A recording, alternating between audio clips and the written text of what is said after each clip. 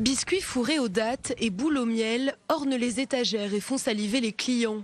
Mais le dessert star se trouve au fond de la pâtisserie, la knafé. Ce cheesecake à l'oriental est la spécialité de la maison.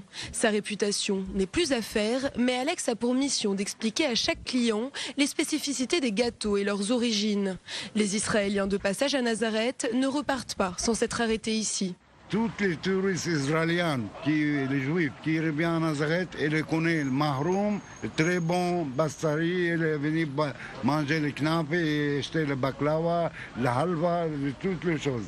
Le savoir-faire de la cuisine orientale, c'est ce qui attire principalement les touristes israéliens. Sucrés comme salés, houmous, falafel et shawarma sont également proposés dans de nombreux commerces.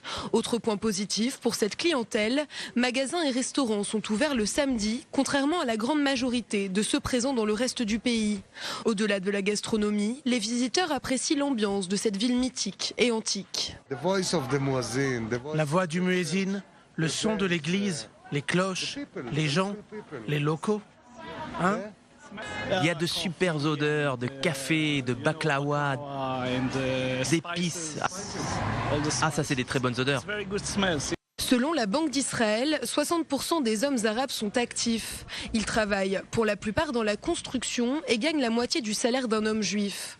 Concernant les femmes arabes, seuls 25% ont une activité professionnelle. La présence de touristes juifs israéliens est donc précieuse à l'économie de Nazareth, plus grande localité arabe de l'État hébreu. Roni et Moshe sont venus passer un bon moment dans les rues de la vieille ville. Ville juive ou ville arabe, aucune différence pour eux. On aime juste les gens, on est les mêmes.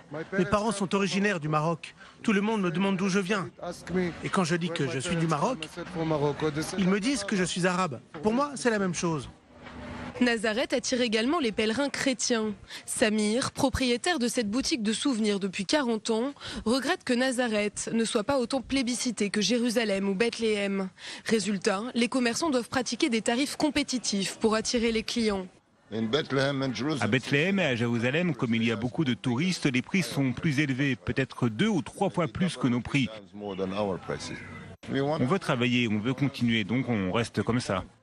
Samir se montre optimiste, d'autant que les fêtes de Noël approchent et sont synonymes de forte affluence de fidèles chrétiens souhaitant marcher sur les traces de Jésus. Il se sent toutefois délaissé par l'État. Nazareth est une ville très importante, mais peut-être que le gouvernement ne lui donne pas l'importance qu'elle mérite.